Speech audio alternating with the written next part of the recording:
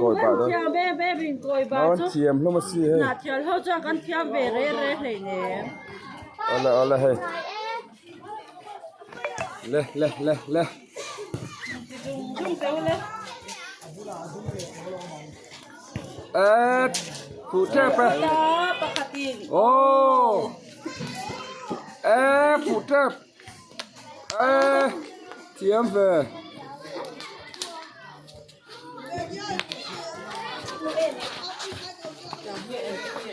còi bạo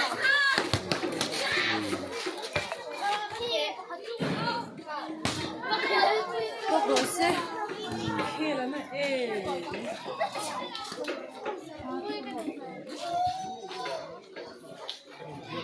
còi bạo này cái tạm không? Buat tak zok ni mas.